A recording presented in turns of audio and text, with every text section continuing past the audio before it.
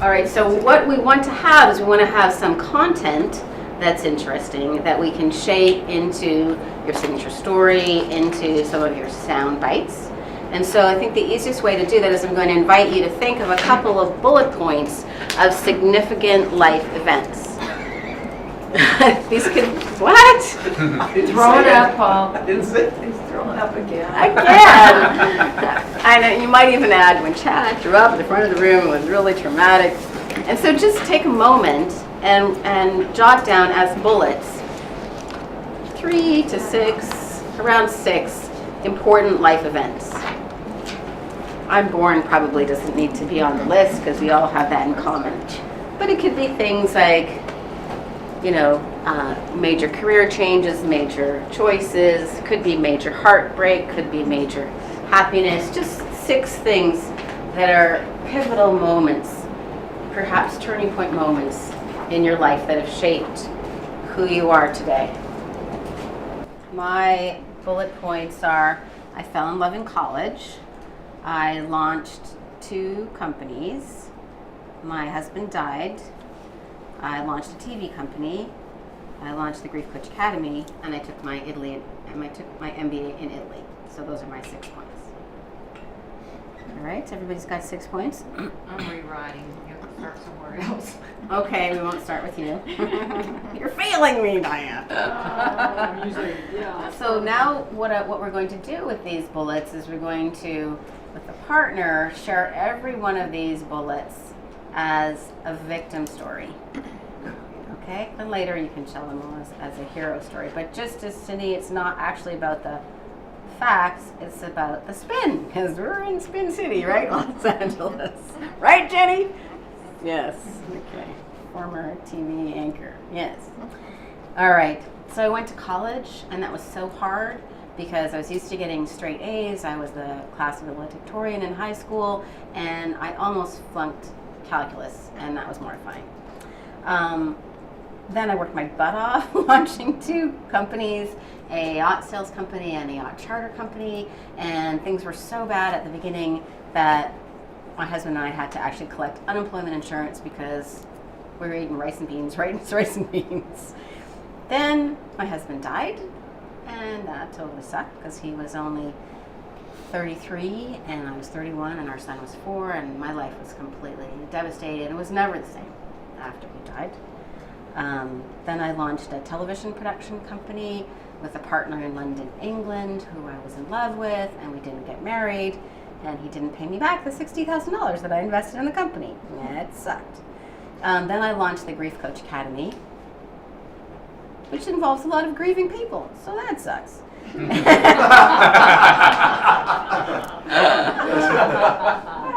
And then I went to Italy to take my MBA, and I did not follow instructions to get an Italian lover, which Jennifer told me to do. Oops. And it was like, really? You want me to do what? By when? It was an incredibly intense program to do the MBA in Italy. Okay, so poor Aurora. All right, so now you're going to do it. And you can name your story. So I guess we named mine Poor Aurora. Wah, wah, wah. All right, so take 2 minutes enough? Take 2 minutes, tell your victim story, give it a name, and then switch. Masterpiece. The rug's always getting pulled out. The rug's always getting pulled out. Failure after failure. Failure after failure. That's a good one. I'm stupid and stuck. I'm stupid and stuck. Oh, ow. Life sucks and then you die. Life sucks and then you die. All right. And you're climbing the mountain, it's a volcano that blows up. Oh. That really happened, right? To you, right? Yeah, I thought so. Okay. Is that lava? The stair steps always go down. Okay, if you need more time and you haven't finished, you can do it after I demonstrate the next step, but then you'll be needing to catch up. So then the next step obviously is to do the same bullets. Do not change the bullets. We're not focusing on different elements of your life. We are just spinning it and looking at it a different way. The glass is half full, the glass is half empty, right? So I want you to build the muscle that as you're going into the media, or as you're writing an article, or as you're networking and you're connecting with clients and being of service, it's actually not true that you don't have the right bullets in your life story to craft. What's true is you haven't been thinking about it from a freedom of, well, it's all about perspective. And I really want to give you that freedom, because who you are is enough. What you've experienced is more than enough drama to really make some compelling stories if you are willing to really go from here to here, instead of doing what most people do is like, well, that's boring, right? Media likes drama, right? I have background as a film and television producer, so we want drama for you, because when it's dramatic, people will repeat your story. They will repeat how good you are. They will repeat what a difference you made in their lives. For example, You're done. That's it. Out. I'm up. All right. I was going to tell a nice story about you. Oh, but she's got more time. And literal. As an example of people telling story for you, Kelly came to one of my coach training events, and one of the women there had a terrible nightmare, and it was really haunting her. And Kelly coached her. I invited her to coach her at the front of the room to just turn that nightmare into a completely different ending. And I could see the client's energy just shift from this like really shadowy, really tortured by this memory to like, empowered to create a different ending. And so Kelly did that magic, and now I'm, her champion, right? And now you all know. So if you have a nightmare, go talk to Kelly. She'll wave her magic wand. Okay. So, and what she really did is she empowered the client to add another bullet to the life story. Even though it was created only in the mind, it became her emotional reality, right? So it changed the fabric of her being. Okay, back to our bullets. And now we're going to do the hero story. Okay, so my same bullets, right? We're not changing the story. So my story is college, yacht company, husband died, launching the company in the MBA. Okay, so now the positive spin is, well, I was class valedictorian in high school, so of course I expected to succeed in college. And in fact, I studied honors economics and took my second year in French because I needed it to be more challenging, which I did in Quebec. So after doing college, I got impatient because of the activator thing and started first a yacht charter company, which I sold for 6 figures when I was in my 20s, and then a yacht sales company, which grew to be a multi-million-dollar company and the largest yacht sales company in Western Canada. Thank you very much. Then my husband died. And while that was one of the worst nights of my life, it changed me deeply. And it changed me in ways that I am sincerely grateful for, because it opened my heart and really opened me to God and spirit and to being of service. So it deepened and changed me in ways that I'm profoundly grateful for. And then I launched a television, then I was head of development for Canada's largest film and television production company. I fell in love, that was really cool, and launched a company with a partner who's based in London, England, and we were even in love, and that was fun too. And then I wrote a business plan that raised £2.5 million on the EIS tax shelter scheme, which is about $5 million US, and that company's now gone on to make 8 films. And while I'm no longer part of that company, that's cool. And he did pay me part of the money that he owed me. And then I launched the Grief Coach Academy, which I'm so proud of, because I see that company and our wonderful community has made such a difference to people who are heartbroken, whose lives are shattered.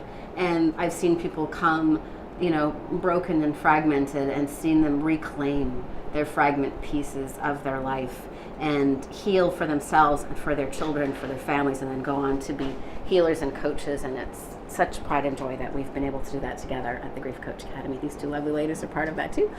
And then I went to... And three. Exactly. Sorry, I stopped at Chris. I was confused for a moment.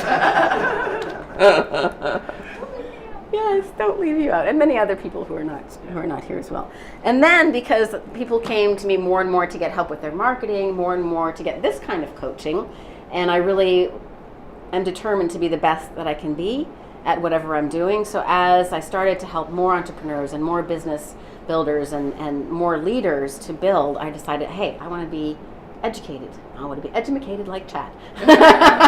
So I went to Italy and I got my MBA in only 1 year, which is pretty amazing, with a focus on neuroscience, leadership, and coaching. In Italy, what can you complain about? So that was pretty awesome. And now I feel empowered to take all those coaching and communication skills, all the TV producer and launched 4 companies, entrepreneur skills, and really contribute in a powerful way to entrepreneurs and leaders and C-suite executives in Fortune 500 companies, thanks to all of that's happened to me, including the MBA.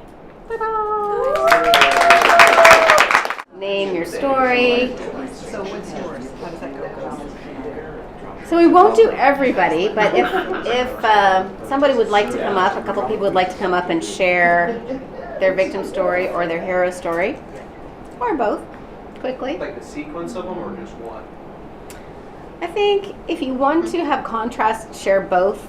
Share first the victim story and then the hero story, or just share your hero I mean, story. Multiple events in each of them, or just one victim, one hero event?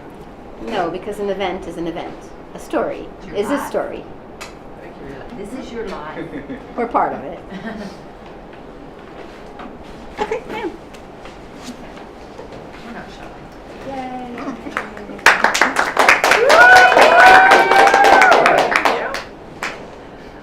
Well, my father died when I was 4, and Mom was pregnant. She had 3 daughters, was pregnant with a 4th, had no money, and so she put me in charge of my younger siblings, and that was like the end of my childhood. And I had to work really hard. And going through school, I worked 3 jobs, and I still didn't have enough money to eat. And then I got pregnant and had to go to work the day after I had my child. And then when I actually quit as my legal job because we had 5 deaths in the family. My husband's parents, my father, his one remaining relative, and my favorite uncle. And I was doing caregiving of his other relative. So I called that and had a hard life. Okay. Okay. Give her a round of applause for that.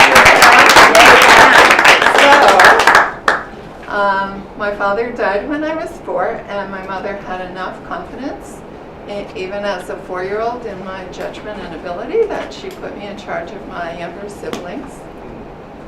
And I worked hard, got a scholarship to law school, and that was when I didn't have quite enough money to eat, and I knew that would never be the case again in my life, and it wasn't.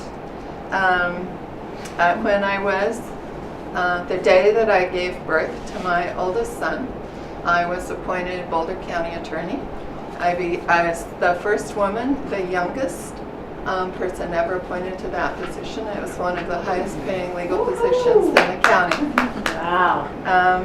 The year that my husband's parents died and my father died, that was the year that I decided to quit practicing law. And I decided that I wanted to raise my boys with unconditional love. And I didn't even know what that meant, but I felt it was what they gave me. I couldn't delegate that to a nanny, and that became my spiritual path. So I guess I would call it Anne Always Lands on Her Feet.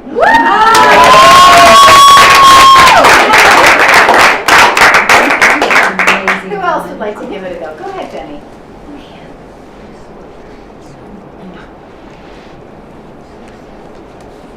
So the first version is I'm stupid and stuck. So I went to Baylor in Texas and dated a really bad guy. I spent a summer in Spain, but I came back too early to see that really bad guy. I interned at Good Morning America in New York City, but I spent 14 hours a day working and didn't get to see much of the city or spend time with my friends. I married a Fresno boy, so I'm stuck in Fresno. I can't go be White House press secretary. I live in the country, so I have no neighbors, and I love Shaver, but only have a really small house there. I worked in local TV, which I had to wake up at 2 a.m. I slept 4 hours a day. I ran my health into the ground, and I was a zombie for my husband. I have a 7-year-old son, but I only have one because I screwed it up so bad the first time by being a zombie that my husband didn't want another one. And I realized my passion for writing and speaking in this bigger vision, but I do nothing to get it done. I stay overwhelmed by my life and all my other responsibilities, and I've done nothing toward that. I'm stupid and stuck. And then the other one is a perfect experience for achieving my vision. So I went to Baylor in Texas. I was a National Merit Scholar. I graduated Phi Beta Kappa, summa cum laude, and I had a university scholar, so I got to take classes in all sorts of disciplines, learned so much about the world. I was involved in great programs, met amazing people, and it set me up perfectly for the next step. I spent a summer in Spain where I lived with a senora. I traveled all over. I had a passion for art. I was there with my best friend. It was an amazing experience. I interned at Good Morning America in New York City, where I worked with the #2 producer. I know what it takes to be on national television. I know what goes into a good story. I married a Fresno boy, and I was clearly directed to do that. I am thrilled with being in Fresno. I know all my dreams can happen from there. I love to live in the country. I want to be a homesteader. I like having chickens in an orchard. And I love Shaver, and I'm really fortunate to have a place in the mountains and be near mountains that are actually affordable. And I worked in local television, so I have met incredible people. I have great connections in the community. I know how to be a good storyteller, how to help other people tell their stories, and I also know how to work in video well. I have a 7-year-old son who's the light of my life. He's beautiful and a sweetheart, and I realized my passion for writing and ended up in a place where there's a whole community of writers, and I have great opportunities from there to build from that.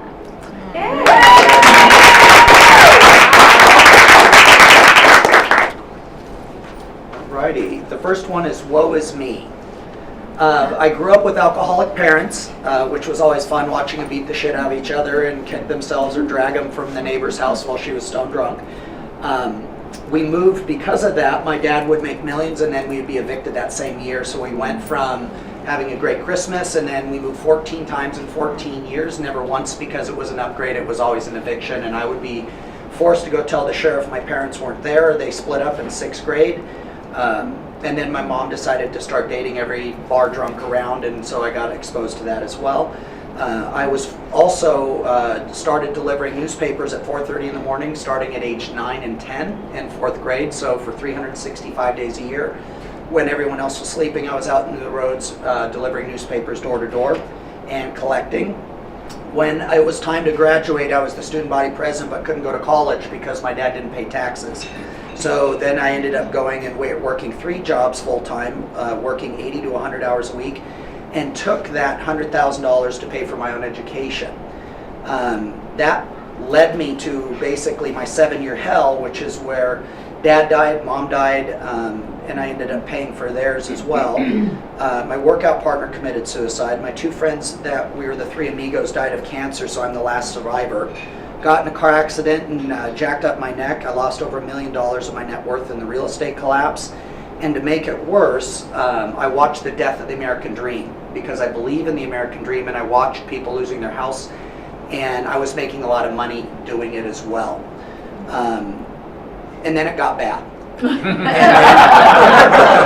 I thought that the one thing I thought that I did well was my family, and then I found out that my little spirit daughter, who's the kindest, most gentle soul, was getting bullied because they were calling her the fat, slow kid. And she couldn't run 1 lap, so the kids at school would sing about how horrible and how fat and how stupid and how slow she was. And then that led to me getting 2 hernia surgeries, which then led to cancer. And then I was diagnosed with stage 3 non-Hodgkin's lymphoma. So that was my woe is me story. So the yay Thank is... you for sharing. Yeah. The yay is me story was The blessings that I was given is that I grew up with 2 amazing alcoholic parents, but it gave me great contrast, and I stopped drinking when I was 21 because I watched what it did to them. And I watched what alcohol will do when it's in excess to great people. I also had the privilege of getting to start working and building the work muscle at age 10 to realize that I could be resourceful in any situation and provide. When everybody else was still waiting for a handout, I was getting and making it and giving back as well. Because I was able to move 14 times in 14 years, I developed really massive people skills. There was nowhere I would not go where I would not have friends everywhere, which would serve me greater later. By the time I got to high school, I was the student body president. I was the president of over 30 clubs on campus. I was voted most outstanding senior. I was also the governor for the entire state of California in Interact.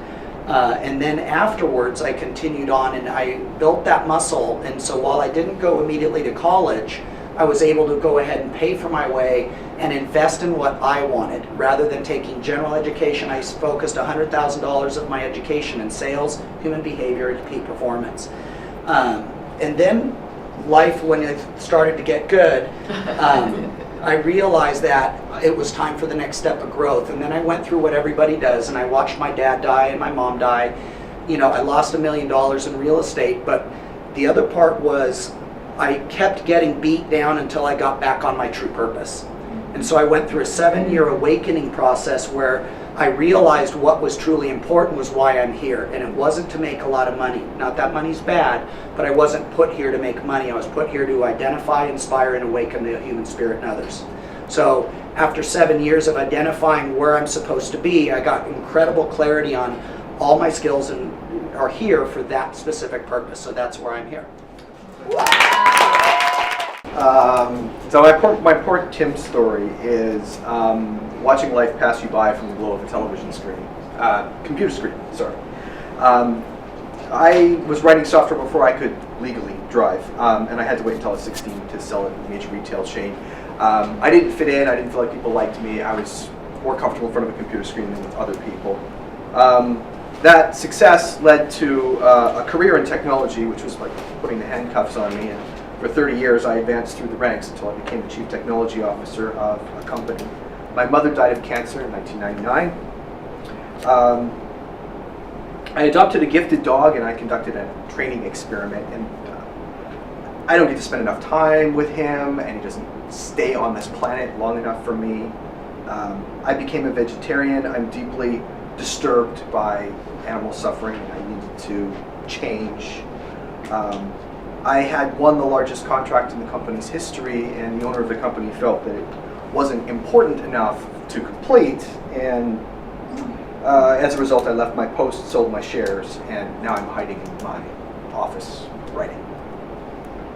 What's that called? That's the Poor Tim. poor Tim. Poor Tim. Okay. Watching life pass you by from the glow of a computer All right, screen. let's hear the real Okay, Tim. from rockstar technologist to passionate storyteller. Rockstar um, storyteller. Rockstar, okay. If- I was writing software before I could legally drive, and I had to wait until I was 16 before I could sell it. Our product was for sale in a major retail chain. Didn't make a lot of money, but it was a great start to a career that was very successful, and I advanced to the highest post that you can get in technology, chief technology officer of a software company. My mother passed away of cancer in 1999. It was a tragic event, but it did start a spiritual journey that I didn't even know I was on until recently.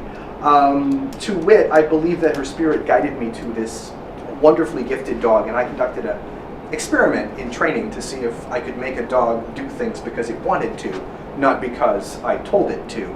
And I have a dog that can walk through busy city streets to and from work every single day without a leash. I became a vegetarian. It's something that I am passionate about because I believe that the meat industry is harmful to animals, it's harmful to the environment, and it's harmful to us as individuals. So I'm passionate about doing something about that. I won the largest contract in the company's history, and at a high point, wasn't going to get any better than this. I realized it was time to cash in my chips, resign my post, sold my shares, still have a very good relationship with the company. I'm still doing work for them, but my real passion is storytelling. and I've written a fantastic book about a dog. Oh.